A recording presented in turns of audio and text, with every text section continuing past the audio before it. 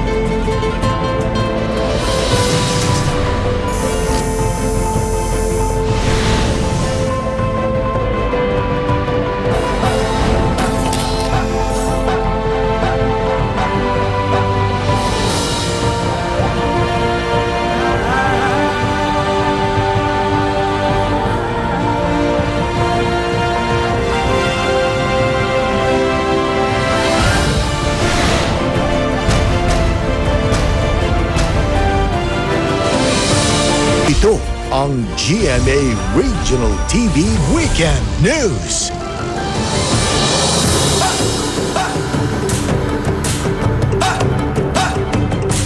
Magandang gabi, ito ang GMA Regional TV Weekend News. Hatid namin ang mga pinakamalalaki at pinakahuling balita mula Luzon, Visayas at Mindanao. Ako si Luan Nerondina. Ako si Alan Domingo.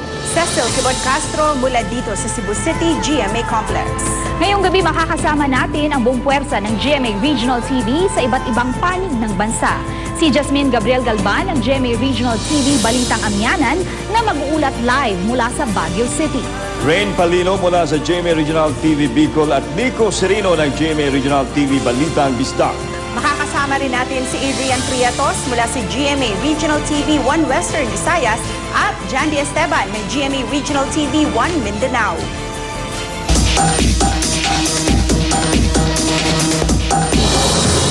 Dahil sa patuloy na pagtaas ng mga kaso ng COVID-19, ibinalik sa General Community Quarantine o GCQ ang Davao City. Ang report ni Jandy Esteban ng GMA Regional TV 1 Mindanao. Live, Jandy.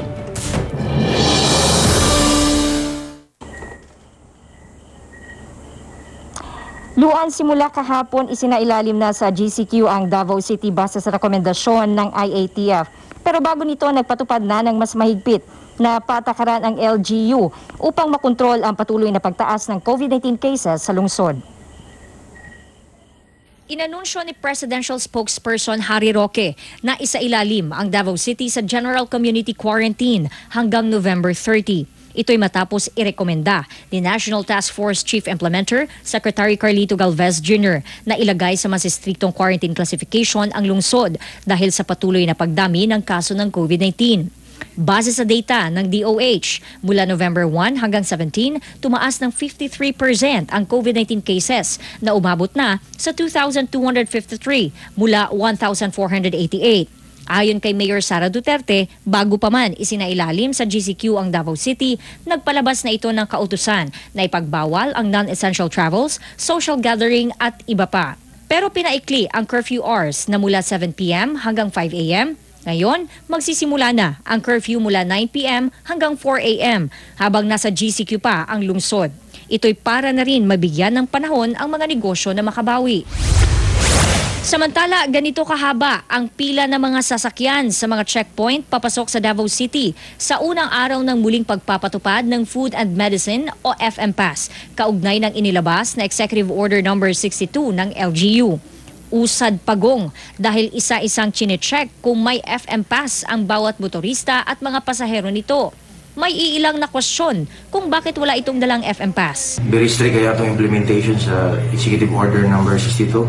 Katong walay mga ipakita mga dokumento, especially ka ng mga non-essential ang ilahang activities, ginadakop na ito na, ginapasakaan na ito sila o kaso. Ngunit nilinaw din ng Executive Order No. 62 na kung walang FM Pass ay pwede pa rin makalusot. Maaari ring ipakita ang company ID kung nagtatrabaho, business permit o DTI certificate kung negosyante at kung medical ang pakay, certification o electronic appointment ng doktor. Samantala, maging ang mga tindahan at iba pang establishmento sa lungsod, mahigpit na ring ipinapatupad ang No FM Pass, No Entry policy. Simula November 18, isinailalim na rin ang lungsod sa restricted LGU. Nakasaad sa inilabas na Executive Order Number 63 kung sino-sino ang makakapasok at makakagalaw sa lungsod o Authorized Persons Outside Residence o APOR. Sila ang mga Health and Emergency Frontline Services Personnel, Government Officials, Empleyado, Government Frontline Personnel, Authorized Humanitarian Assistance Actors, at iba pang mga babiyahe papasok at palabas ng Davao City. Kung via air travel naman, may dagdag na medical certificate clearance, round-trip ticket, at 24 to 48-hour RT-PCR negative test result pagdating sa airport. At sa essential travel para sa medical, dental at allied medical reasons na pwedeng may kasamang driver at isang assistant, kailangang may dalang certification ng appointment sa clinic o sa ospital. Ang mga pasaherong darating sa Davao International Airport, lalo na ang dadaan lang papunta sa ibang probinsya, kailangang may travel pass-through permit mula sa pinanggagalingang LGU o PNP. Kung via land travel, kailangan din ng confirmation mula sa LGU ng susundong sasakyan.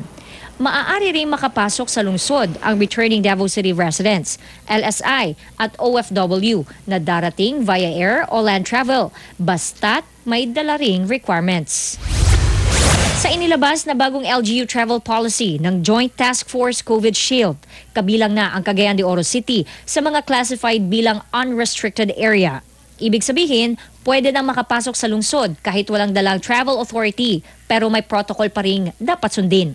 Para sa mga hindi APOR, pinapayagan itong makapasok sa lungsod kung manggagaling sa GCQ at MGCQ areas. Samantala, ipinagbabawal naman ang pagbiyahe sa mga ECQ at MECQ areas. Para naman sa mga pupunta sa restricted areas, kailangan din ang travel authority at medical clearance certificate. Para naman sa mga APOR na babiyahe by land, magdala ng company ID at certificate of employment. At kung barko o eroplano naman, may dagdag na medical certificate. Ang mga idineklarang unrestricted area sa Mindanao ay ang South Cotabato, General Santos City, Butuan City, Agusan del Norte, Maguindanao at Sulu. Sa Agusan del Sur Province, tinanggal na ang COVID-19 checkpoints base sa Provincial IATF Resolution Number 07-20. Ngunit mahigpit pa rin ipinapatupad ang health protocols. Sa Moncayo, Davao de Oro, nagpa-swab test si Mayor Ramil Hentugaya matapos nakaranas ng lagnat, ubo at sipon. Lumabas sa resulta na nagpositibo ang alkalde sa COVID-19. Ang asawa naman nito na si Vice Mayor Joanna Hentugaya, negative. Naka-isolate na ngayon ang alkalde sa isang ospital sa Davao del Norte. Patuloy din ang contact tracing sa mga nakasalumuhan nito. Pansamantalang inihinto ang operasyon ng Unity Building kung saan nag-oopisina ang alkalde at ang Municipal Hall Building kung saan nakatalaga ang opisina ng Vice Mayor para sa disinfection. Nangusa sa kuha dagan kayo wala ko nag-expect na ay mong tagol, balik ko na ko tayo mong kayo, makaya na to ni.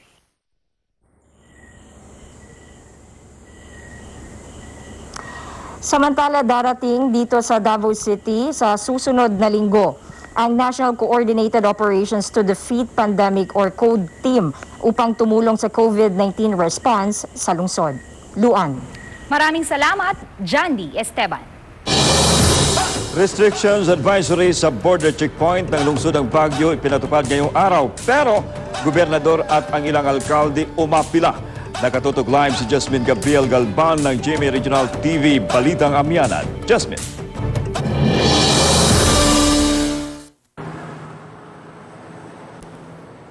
Alan sa unang araw ng implementasyon ng ibinabang advisory ni Baguio City Mayor Benjamin Magalong ay mas hinigpitan pa ng otoridad ang monitoring sa lahat ng border checkpoint paakyat dito sa Baguio City.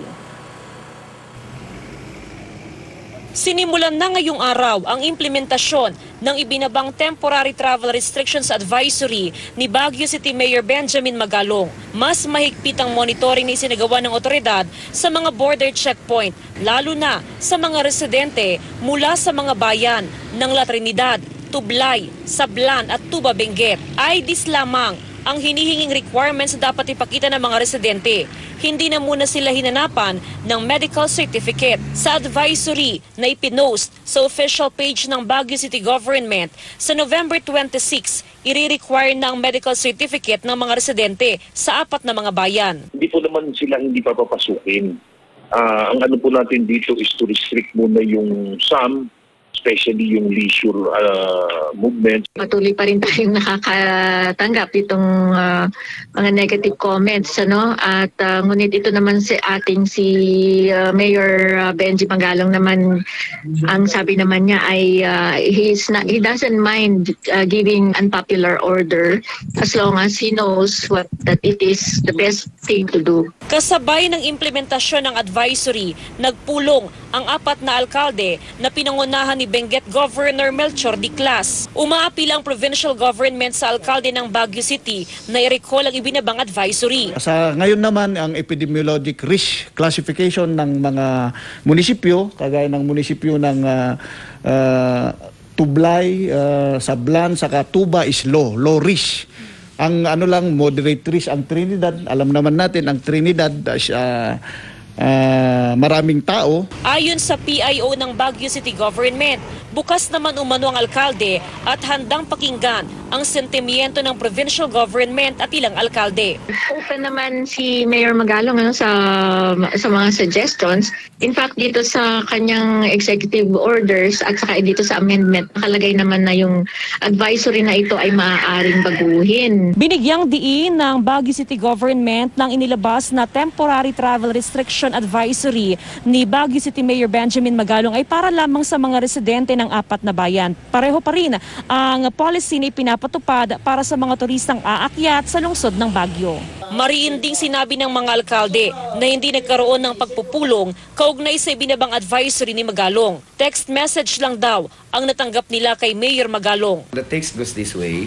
Good morning, Mayor Arman. I intend to implement stricter border control of this Saturday, 21. Noted, sabi ko sa kanya, kasi hindi ko pa nakita kung ano yung stricter na border. And for us, parang yun ang gusto siguro, mas gusto kasi namin yung parang may face-to-face, parang na usap-usapan namin. Sinusubukan pa ng GMA Regional TV Balitang Amyanan na makuhanan ng pahayag si Mayor Magalong.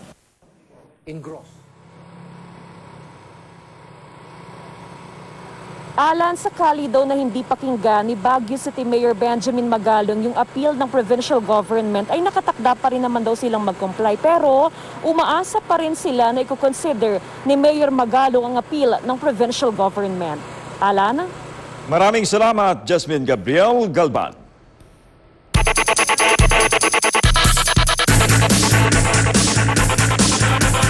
Kapuso Network na ang bagong tahanan ng National Collegiate Athletic Association o NCAA. Ang maiinit na tagisan ng mga student athletes malapit nang mapanood hindi lang sa TV kundi maging sa iba't ibang platforms ng GMA. Si Nico Sereno ng GMA Regional TV Balitang Bisdak sa detalye.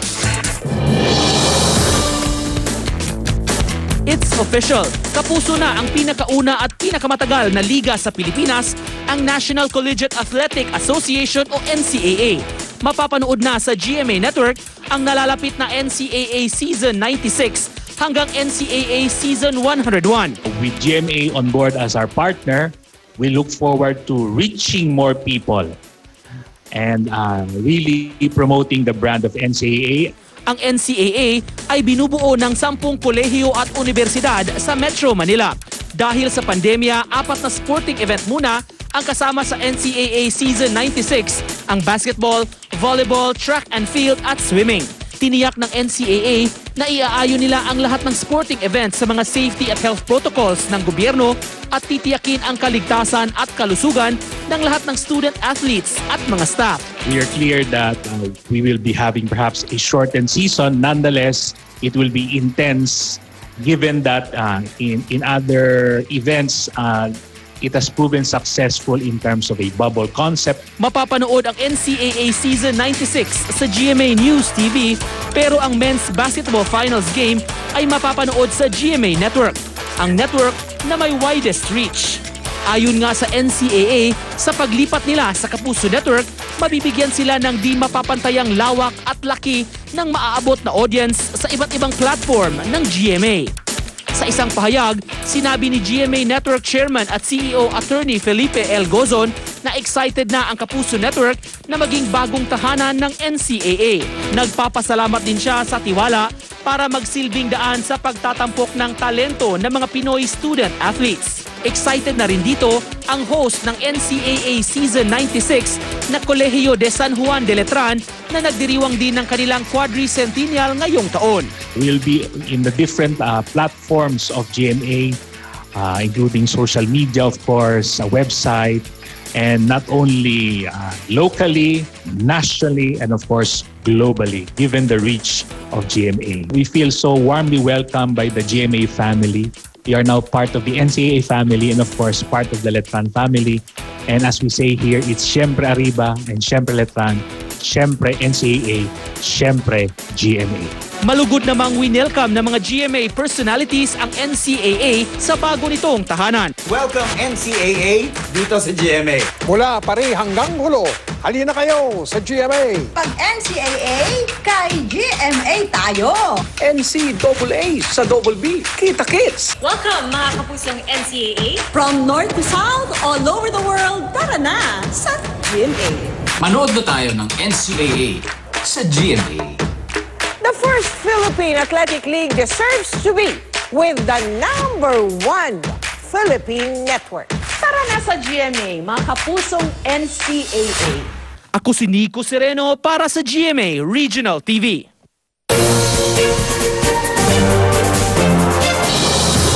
Kwento ng pag-asa at bayanihan ng mga nasalanta ng bagyo sa Cagayan Valley na saksihan ng GMA Regional TV. Ang detalye sa ulat ni CJ Turida ng GMA Regional TV, Balitang Amyanan. Hapon ng Sabado, November 14, tumulak ang GMA Regional TV Balitang Amyanan News Team sa Cagayan Valley. Baon ng dasal at pag-asa para sa mga kapusong grabeng sinalanta ng bagyo. Sa aming paglalakbay, hindi kami nakaligtas sa pagbayo ng ulan, pero hindi natinag ang aming misyon. Ang may parating ang impormasyon hinggil sa delubyong humagupit sa rehiyon. Sunod-sunod ang pagdaan ng mga nais tumulong sa mga labis na nasalanta ng kalamidad. Pagdating namin sa Isabela ng November 15, humupa na ang baha, pero hindi pa rin humupa ang damdamin ng mga residente na tila ba'y balot pa rin ng takot dahil sa delubyo ng nagdaang baha. Ang ilan kumakapit sa Panginoon sa kanilang pagbangon. Maraming salamat, Mana Panginoon po Nazareno. Mama Mary, maraming pong salamat, Lord, sa gawin mo sa amin. November 16, Cagayan. Tumambad sa amin ang nakapanlulumong sitwasyon sa Barangay Linao East, Tuguegarao City. Isa sa mga bahagi ng lungsod na grabeng niragasan ng baha. Nakapwesto ang ilang residente sa gilid ng kalsada upang manghingi ng inuming tubig sa mga dumaraang motorista. Buti na lang, naisalba pa ng ilang residente ang kanilang mga alagang hayop. Kahit papaano, maitawid nila ang gutom sa maghapon. Kinabukasan, muli kaming nag-ikot sa lungsod. Sa bahagi ng Barangay Linao Norte, ilang residente na ang tinamaan ng alipunga dahil sa pagkababad sa baha. Nag-umpisa na ring maglinis ng bahay ang ilan. Hindi alintana ang banta ng sakit na maaaring makuha sa baha. Dito sa bahaging ito ng Barangay Linao Norte ay makikita natin ang ilang residente na nag-aayos pa rin ng gamit dahil hanggang sa ngayon ay lubog pa rin sa baha ang kanilang mga bahay. Dito naman sa bahagi ng kalsadang ito, dito pa rin sa Barangay Linao Norte, ay pahirapan ang usad ng mga sasakyan dahil hanggang sa ngayon ay lubog pa rin sa baha ang kalsada. Sa Kapitolyo, mayat maya ang paglipad ng mga chopper upang maghatid ng ayuda sa mga lugar na hindi pa mapasok dahil mataas pa ang baha. November 18, tumambad sa amin ang tone-toneladang basura sa Barangay Anafonan West. Karamihan sa mga ito, mga nasirang gamit sa bahay matapos malubog sa baha. Puspusan ngayon ang clean up drive dito sa Barangay Anafonan West sa Tuguegarao City, Cagayan. Lahat ng basura ng mga residente ay iniipon mismo dito sa tapat ng Barangay Hall. Ayon sa otoridad, kung dati-rate ay 90 tons a day ang basura ng mga residente, pero ngayon pagkatapos ng baha, umabot na raw sa 4 na beses na mas marami ang basura ng mga residente. Tumulak kami sa Amulong, sa Barangay Concepcion. Mahahabag ka na lang sa sitwasyon ng ilang magsasaka roon. Pilit na isinasalba ang kanilang mga palay na nalubog sa baha. Mas nakakapanlumo ang sitwasyon sa Barangay Pared, Alcala. Saksi kami sa mga residenteng nag-unahan sa pagkuha ng mga donasyong damit na ibinaba sa gilid ng kalsada. Kahit nabaha kami, bubong, na. Nagmistulang bukid din ang ilang maisan na niragasan ng putik. Puspusan din ang relief efforts ng iba pang lokal na pamahalaan, tulad ng Aking Bayan sa Alakapan. Bagamat hindi masyadong nasalanta ng baha, tuloy pa rin ang paghahatid ng tulong hindi lang sa mga residente, kundi pati ang mga residente sa ibang bayan na grabeng hinagupit ng baha. Mabigat man sa loob, nalisanin ang aking lalawigan sa aming pagbalik sa Pangasinan. Masaya na rin dahil kahit papano, nakapagsilbi ako sa aking bayan. Dalangin ko na sa lalong madaling panahon, ang unos na ito ay malalampasan ng aking mga kababayan. Bangon, Cagayan! Ako si CJ Torida para sa GMA Regional TV.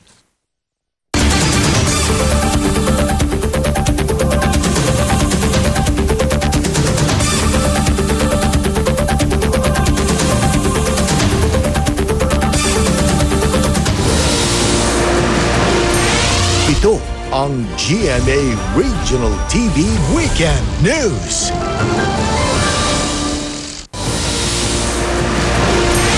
Ito ang GMA Regional TV Weekend News.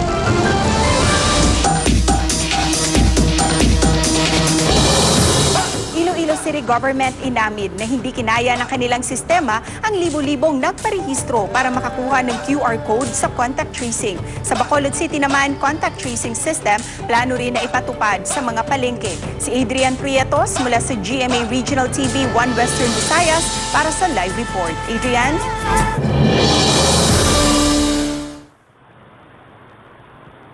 Yes, Cecil, dahil nga sa pag-bog down ng system na ginagamit upang makakuha ng QR code sa Iloilo City, posibleng maantala ang pagpapatupad ng programa sa Disyembre. Ilang beses na sinubukan ni Tamara na mag-register sa uswagtracer.com upang makakuha ng QR code, ngunit hindi pa rin ito natatanggap ang email para kumpirmahin kung na-register na ang kanyang personal data sa system at wala rin itong nakuhang code. Gintry ko siya one time, pag-open ko, hindi pa siya pwede kasulod. Tapos kagapon, pag-try ko liwat, suspend ata nila kay kadamo sang gasulod ko nung ma-sign up. Ayon sa Iloilo City LGU, mula nang i-anunsyo ang pag-upisa ng registration noong Lunes, umabot na sa 38,000 individual ang nagparehistro. Karamihan sa kanila, hindi rin nakatanggap ng reply mula sa site. Ayon sa IT Department ng Lungsod, tinututukan nila ang reconfiguration ng system. Kaya pansamantala munang itinigil ang pagpaparehistro. Ginahandaan naton, pero first time ang Davao gani, 10,000 pa lang naguntat na sila. No?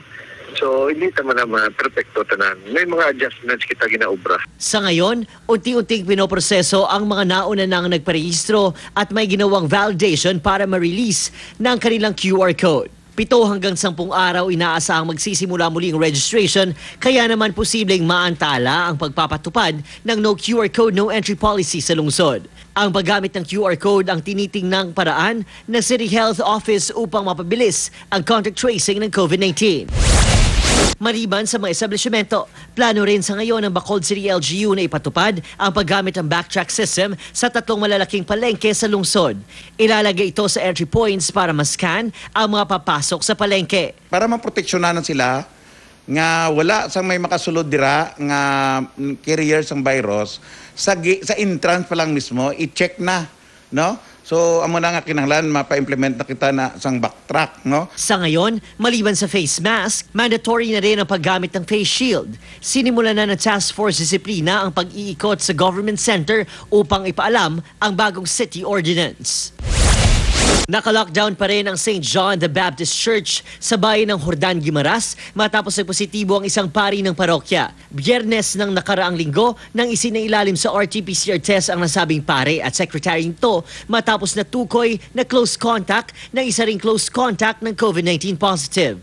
Sinabihan ng Jordan MHO ang pare na negatibo ito sa COVID-19 kaya naman nagsagawa pa ito ng misa at binyag noong linggo. Kinaumagahan, muling sinabihan ng pare na nagpalit sila ng resulta ng kanyang secretary at positibo ito sa virus. So that's why nga in good faith no nga ginhimo niya yang katungdanan no nga tungod kay negative siya, and then amo na natabo no unfortunately gitawgan naman siya nga naging positive siya. Agad namang nagsagawa ng contact tracing ang Jordan LGU dahil sa nangyari, naka-isolate ngayon sa kumbento ang driver, cook at isa pang pari ng parokya. Isinailalim na sila sa RT-PCR test.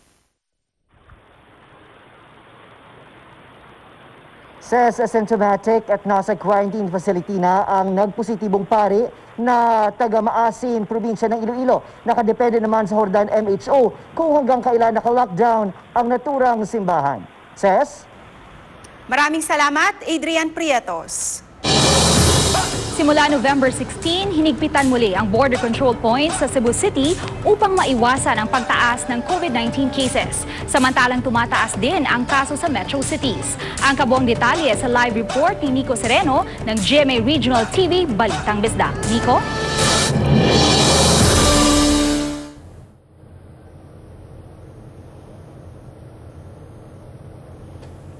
Yes, Luan, ang paghihigpit ng mga borders sa isa sa paraan ng Cebu City LGU upang mapigilan ang patuloy na pag-akyat ng kaso ng COVID-19.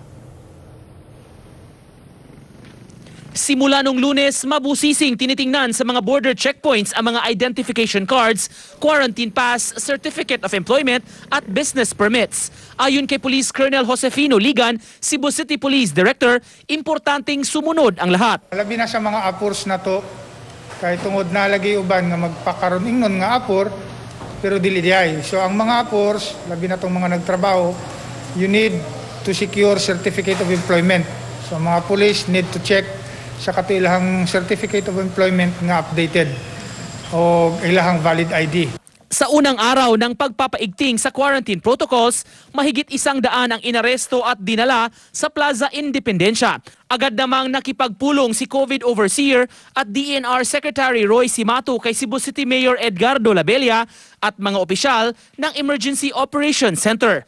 Ayon kay Simato, isa sa mga nakitang dahilan ng pagtaas ulit ng kaso ay ang pagkumpul-kumpul ng mga tao at ang hindi na pagsunod sa health protocols. Hinigpitan na ang pagbabantay sa mga establishmento at mga pampublikong transportasyon. The commitment of the task force IITF Cebu to improve its policies. It is my fervent hope that we will achieve that idea. EOC Cebu City, the Cebu City government are very fast in containing those that got positive. Sa Cebu City, 5 mga establishmento ang isinailalim sa segmental lockdown upang mahinto ang paglaganap ng kaso ng COVID. Pinulong din ni Councilor Joel Garganera ang mga tagapamahala ng birthing centers ng syudad at tagapamahala sa mga shipping lines. Noong Miyerkules, ipinasara ang Emergency Operations Center ng Cebu City Command Center matapos isa sa kanilang contact tracer ay may contact sa isang COVID-19 positive. Sa lungsod ng Lapu-Lapu, ikinalulungkot ng mayor ang muling pagtaas ng mga bagong kaso ng COVID-19. Ato na nang gimanduan ang ato ang kapulisan, ilahan na ng trabaho nga pagsusi, no? Pagsubay sa matag barangay.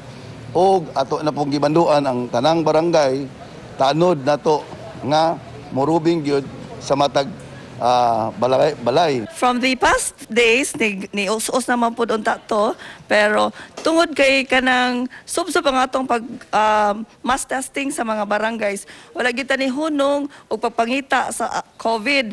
Dahil dito, bumalik sa triple digit ang active cases ng syudad na nasa 107. Pero nanatiling mataas ang recoveries na umabot na sa 2,343 mula sa 2,569 total COVID cases ng Lapu-Lapu City. Sa Mandaue City, nanawagan si Mayor Jonas Cortez sa di pagpapaluwag sa pagpapatupad ng health protocols. Di dapat maging kampante at mahihigpitan pa ang kampanya kontra COVID-19 dahil sa pagtaas ng aktibong mga kaso sa syudad. Sa Mandaue di nato kuanan ang atong borders kundi atong ang implementation no sa Dakbayas Mandaue.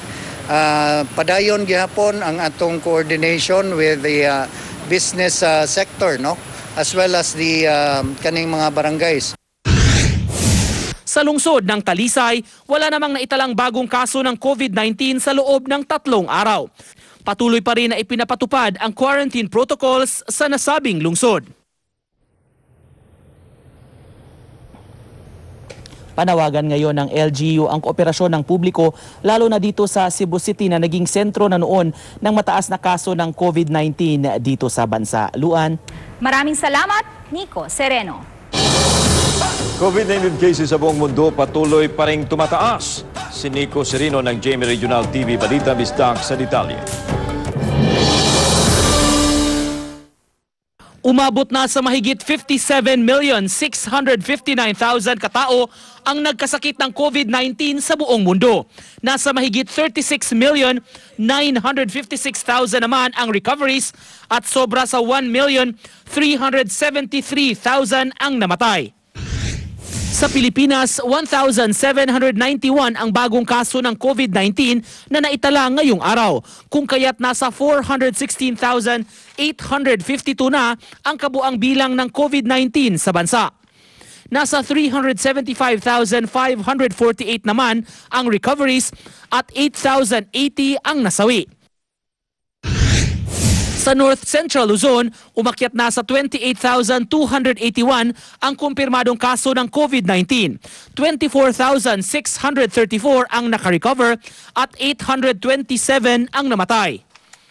Sa huling tala ng Center for Health Development Ilocos, nasa 2,925 na ang naitalang COVID-19 case sa Rehiyon 1, habang umabot na sa 20,079 ang tinamaan ng COVID-19 sa gitnang Luzon. Samantala, nasa 5,277 ang COVID-19 cases sa Cordillera Region. Sa South Luzon, umabot na sa 64,213 ang nagpositibo sa COVID-19. 54,483 ang nakarecover at 1,732 ang namatay. Sa Calabarzon o Region 4A, umabot sa 59,323 ang tinamaan ng sakit na COVID-19. 50,356 ang gumaling sa sakit habang 1,567 ang namatay. Kabilang sa kumpirmadong kaso sa rehiyon, ang 15,858 na kaso na naitala sa Cavite, 16,024 naman sa Laguna. Nasa 10,306 na ang nagpositibo sa Batangas. 12,398 ang COVID-19 cases sa Rizal habang 4,737 sa Quezon. Sa Mimaropa Region o Region 4B, pumalo na sa 1,824 ang tinamaan ng sakit na COVID-19. 1,695 ang gumaling sa sakit habang 34 ang namatay. Kabilang sa COVID-19 cases sa rehiyon, ang 201 na kaso sa Occidental Mindoro, 1,070 naman sa Oriental Mindoro, habang 107 sa Marinduque, 51 sa Romblon, 324 sa Palawan at 124 sa Puerto Princesa City.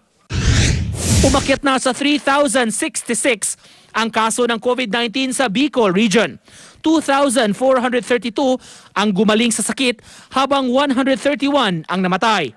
Mula sa kabuang bilang ng mga kumpirmadong kaso ng COVID-19 sa rehiyon, 810 ang sa Albay, 1,322 sa Camarines Sur, 146 sa Camarines Norte, 393 sa Sorsogon, 112 sa Catanduanes at 283 sa Masbate. Sa Western Visayas, umabot na sa 18,923 ang kaso sa COVID-19. 16,625 sa mga ito ang nakarecover na, samantala umabot sa 522 ang mga namatay. May 160 cases sa probinsya ng Aklan, 51 sa Antique, 807 sa Capiz, 131 sa Guimaras, 1,939 sa Iloilo Province, 4,334 sa Negros Occidental. May kabuang 2,504 cases ang naitala sa mga returning OFW, locally stranded individuals at authorized persons outside residence. Ang Bacolod City pa rin ang nakapagtala ng pinakamaraming kaso sa rehiyon na nasa 4,888 habang may 4,109 na mga kaso ang Iloilo City. Sa Central Visayas, umabot na sa 23,665 ang COVID-19 cases. 21,006 naman ang nakarecover at 1,377 ang namatay.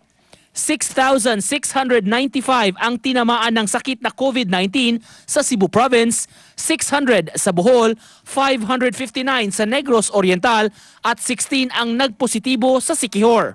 Sa Metro Cebu Cities, 10,560 ang kabuang bilang ng nagpositibo sa COVID-19 sa Cebu City, 2,642 sa Mandaue City, habang ang Lapu-Lapu City may 2,593 confirmed COVID-19 cases. Sa Eastern Visayas, ayon sa DOH Region 8, 8,274 ang kabuang bilang ng nagpositibo sa COVID-19. 7,543 ang nakarecover at 82 ang namatay. Sa Mindanao, umabot na sa 27,964 ang confirmed COVID-19 cases. Nasa 21,055 ang nakarecover at 1,013 ang namatay.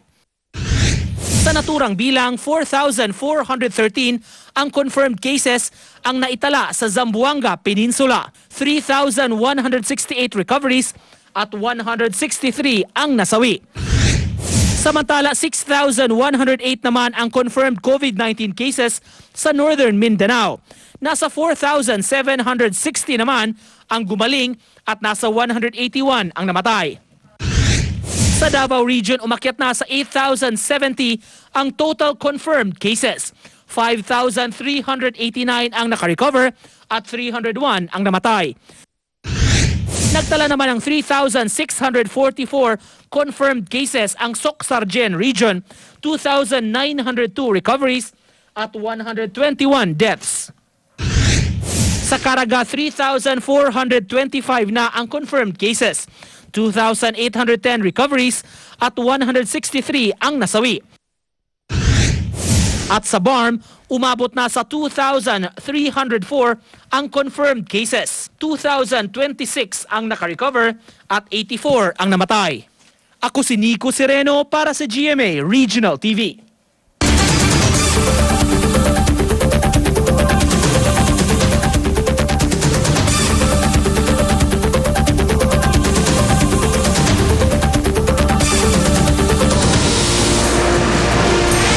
Ito ang GMA Regional TV Weekend News.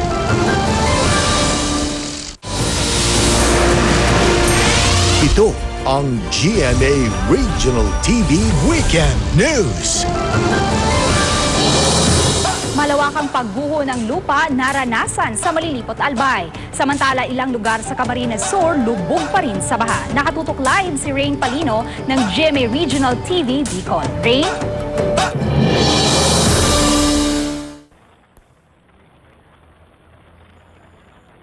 May pilit na nilalakasan ng mga residente ang kanilang loob matapos ang pananalasa ng super bagyong Ulysses. Pero ang ilan tuluyan ang nawalan ng tahanan matapos ang malawakang pagguho sa Barangay San Roque, Malilipot, Albay. Matapos ang pananalasa ng bagyong Quinta, Rolly at Ulysses sa Bicol, nagkaroon ng malawakang pagguho sa San Roque, Malilipot, Albay. Kwento ng lokal na opisyal, nakararanas na ng maliliit na pagguho dito simula pa ng bagyong Riming noong 2006, ngunit ngayon lang nangyari ang ganitong insidente. Simula bagyong Quinta, nakapagtala ng 7 landslide sa lugar. Consider na po yun as to be relocated o kaya consider it as no man's land. In fact, i-reinforce pa namin yun ng Father Sanggunian resolution declaring the entire area talaga na no man's land. No build zone kumbaga. Meaning, no presence of any structures, even human activity, pagbabawalan namin doon. Dahil sa pagguho, natabunan ng malalaking bato at buhangin ng Bulawan River. Nagkakaroon na ng rechanneling o pagtanggal ng malalaking bato sa ilog para maisaayos ang daloy ng tubig. Dahil sa insidente, inilikas ang mahigit 100 pamilya sa barangay San Roque. Nasa 104 na pamilya o 403 na individual ang kasalukuyang nasa evacuation center. Si Nanay Milagros, emosyonal na kunento ang karanasan. Pasalamat niya dahil ligtas silang mag-anak. Na kami doon sa Purok Ono. Kaya po kung pwede lang, masakit lang ma'am na talaga na maalis ang bahay namin. Na pinagpaguran namin ng mahigit 40 anyos. Lumaki pong mga anak ko doon sa bahay na yun. Sa ngayon po, mawawalan ako ng bahay. Dahil hindi na umano ligtas na tumira sa ilang purok, balak ng lokal na pamahalaan na ideklarang no man's land ang apektadong lugar. Samantala, lubog pa rin sa bahang ilang bahagi ng Bulacan, Camarines Sur. Ang mga palayan, maladagat pa rin ang level ng tubig. Sa paaralang ito, problema ang makapal at mabahong putik. Ang mga upuang ito, pansamantalang binababad sa baha. Samantala, halos lampas tuhod pa rin ang baha sa Umbaw Pulpog Elementary School. Malakampsite ang kalsadang ito sa barangay Umbaw Pulpog, Bulacan, Camarines Sur. Hindi pa rin kasi nakakabalik ang mga residente sa kanilang mga bahay matapos itong malubog sa baha. Ang alagang baboy na ito magdadalawang linggo na rin daw sa tabi ng kalsada matapos malubog sa baha ang kulungan. Naabutan naman ng GMA Regional TV News Team ang residenteng ito na nagbibilad ng notebook ng kanyang mga anak. Si Nanay Rosalie naman, laking tuwa na nasagip niya ang mga modules ng anak. Parang makatapos sila, parang hindi na sila makahirap ng maghihirap ng makakuha sila ng trabaho. Sabi ko mag-aaral sila. Huwag na sa amin gumaya.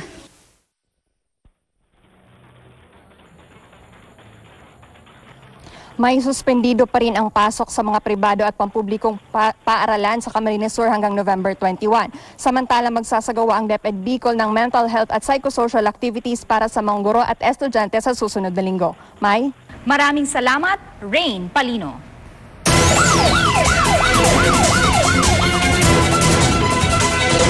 Sa Bacolod City, dahil umano sa kalasingan, pedicab driver sinaksak ng kanyang kaibigan, patay. Pananaksak na kunan pa ng video. Si Adrian Pietos ng GMA Regional TV 1 Western Visayas nakatutok. Sa video na ito, makikita na nakahiga ng lalaking biktima habang makailang beses itong pinagsasaksak ng sospek sa ulo, mata at iba pang bahagi ng katawan. Wala na, patay na. Binawian ng buhay ang biktima na kinilalang si Dennis Panige, 41 taong gulang at isang pedicab driver. Ayon sa investigasyon, pumunta umano ito sa isang birthday party ngunit pinauwi dahil sa sobrang kalasingan. Kasabay umano nitong pinauwi ang kaibigan at kapwa pedicab driver na si Judy Inopia. Habang naglalakad, bigla umanong nagtalo ang dalawa hanggang nauwi sa pananaksa. Nagkuha mo siya sang kalipo, kag mayara siya nga kutsilyo na gindala, amo matadayon nga gaw itong ginlagas ni ang aton nga suspect naton nga nangkuha man sang iya nga kutsilyo kag sila ni nagsanay ni sila sa may purok nangka pukutay sila kamoto dayon nga natigayon ni nga mabutan sa aton nga suspect aton nga victim namo. Sa sobrang galit, hindi napigilan ng pamilya ng biktima na masaktan ang suspect nang magkita ang mga ito sa police station.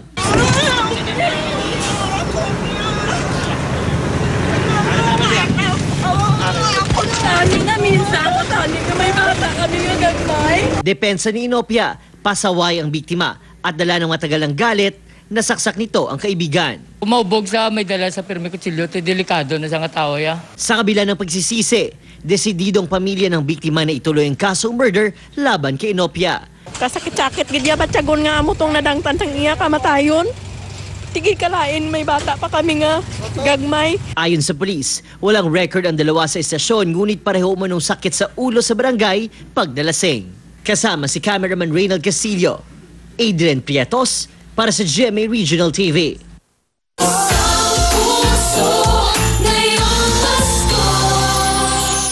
Mga makukulay at nagniningning ng mga dekorasyon at atraksyon ngayong nalalapit na ang Pasko. Silipin sa report ni King Guevara ng GMA Regional TV, Balitang Amiyanan. Sa kabila ng pandemya at sakuna na kinakaharap ng mga Pinoy, damang-dama ang kapaskuhan sa pagpapailaw ng giant Christmas tree at iba pang Christmas decoration sa Dagupan City. 3, 2, 1, Dagupan!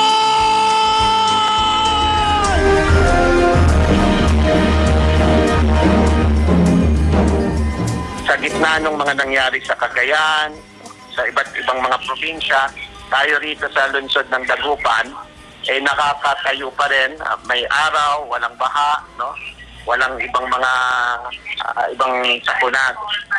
At ito ay simbolo ng pag-asa sa ating lahat. Kasabay ding pinailawan ng mga Lights of Hope sa Magsaysay Bridge sa Perez Boulevard at Quintos Bridge sa E.B. Fernandez Avenue. Maningning ang mga disenyo na papailawan tuwing alas 6 ng gabi. Sa kabila ng mga hamon, nananatili pa ring matatag ang ilang Dagupenyo. Kita ka, makakatuhan din ka. 250, pwede na, pagkain na. Binuksan na rin ang Christmas Village sa Baguio City na may temang Paskong Pinoy. Habang pinagmamasdan ng mga naglalakihang parol sa mga bahay kubo na napapalibutan ng mga bulaklak, maririnig ang iba't ibang Christmas carol.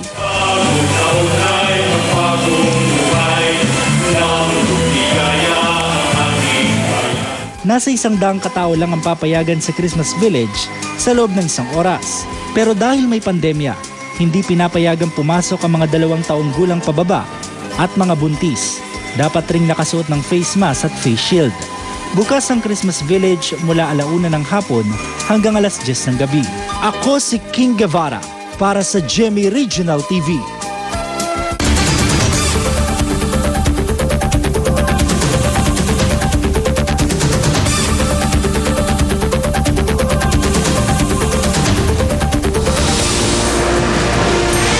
Ito ang GMA Regional TV Weekend News.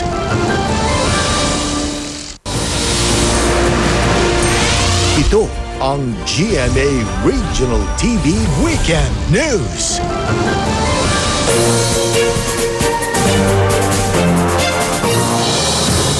Naging mas makabuluhan ang pagkamatay ng isang 19 na taong gulang na binata sa Davao Oriental dahil nakatulong ito sa pagsagip ng ilang buhay matapos i-donate ang vital organs nito. Ang report ni Sarah Hilomen Velasco ng GMA Regional TV 1 Mindanao. Ito si Theo Luis Rabat Gaita, 19 na taong gulang na anak ng Vice-Alkalde ng Mati City, Davao Oriental na si Glenda Rabat Gaita. Larawan ng isang masayahing binata. Pero sinong mag-aakala na ang kanyang buhay ay maagang mapatid matapos magtamo ng tama ng bala sa ulo? Mula Mati City, agad dinala ang binata sa isang pagamutan sa Davao City. Pero nakoma na ito. 2 araw matapos ang mapait na pangyayari, nagpasya ang kanyang pamilya na i-donate ang 2 mata at 2 kidney ng binata. Kaya sa araw ng operasyon,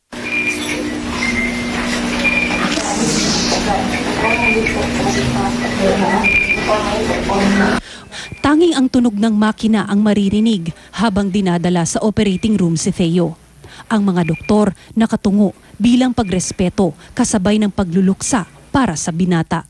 Ang pagpanaw ni Theo naging makabuluhan dahil 4 na buhay ang nadugtungan dahil sa kanyang ibinigay na organs. 2 ang nabigyan ng mata at 2 rin ang nabigyan ng kidney. Masakit man para sa kanyang kaanak ang maagang pagkawala ni Theo, pero ang makitang nakatulong ito sa kapwa ay sapat na rin para sa kanila. Ako si Sarah Hilomen Velasco para sa GMA Regional TV.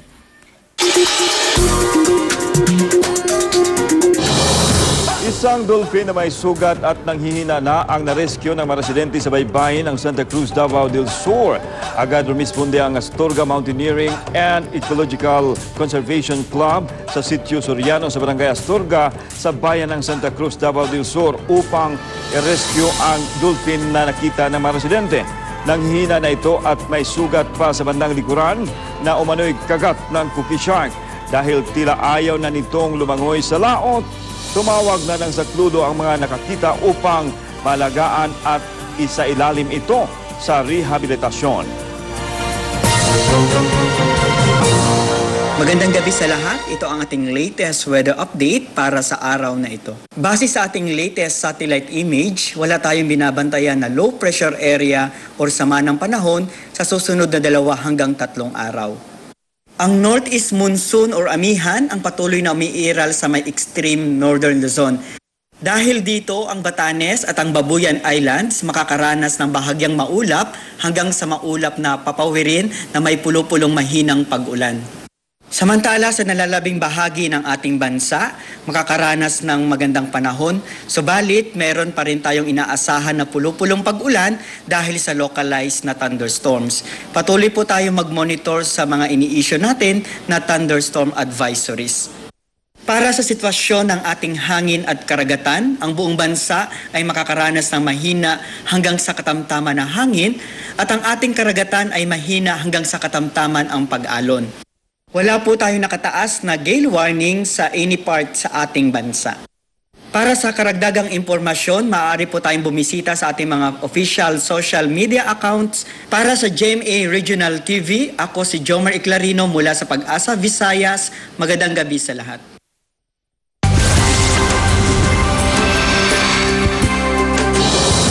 Mga residente ng Purok 3 Riverside, Barangay Kaputhaw, Cebu City ang benepisyaryo ng Kapuso Barangayan on Wheels ng GMA Regional TV kahapon. Narito ang report.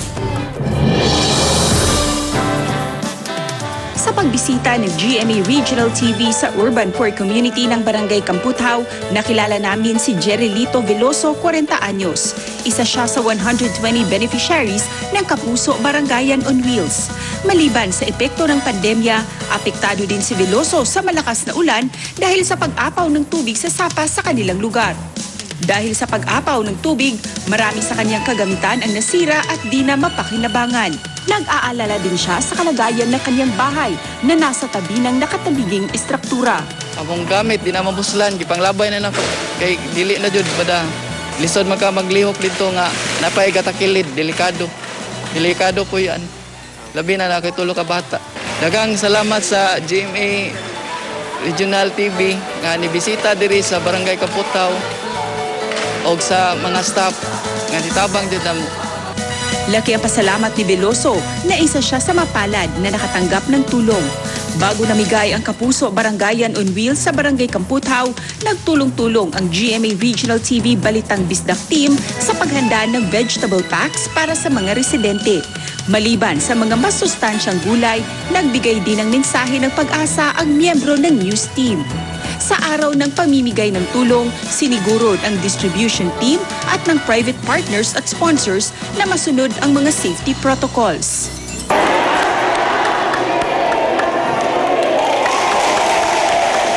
Kasama si Philip Patricio, ako si Cecil Kibod Castro para sa GMA Regional TV. Samantala, mapapanood niyo po ang episode na ito at iba pang pinakahuling lokal na balita sa official website ng GMA Regional TV, www.gmaregionaltv.com. Pwede rin kayong bumisita sa aming official YouTube channel, GMA Regional TV, at i-click ang subscribe button para sa pinakamainit na balita mula sa mga rehiyon. Dahil sa GMA Regional TV, local news matters. At yan ang mga pinakamalaki at pinakahuling mga balita mula sa Luzon, Visayas at Mindanao. Maraming salamat sa pagsama sa amin, pati na sa mga kapuso sa ibang bansa na tumutok sa mga balita sa riyon. Ito ang GMA Regional TV Weekend News, maninilbihan ng buong puso para sa Pilipino. At 34 days more to go, Pasko na!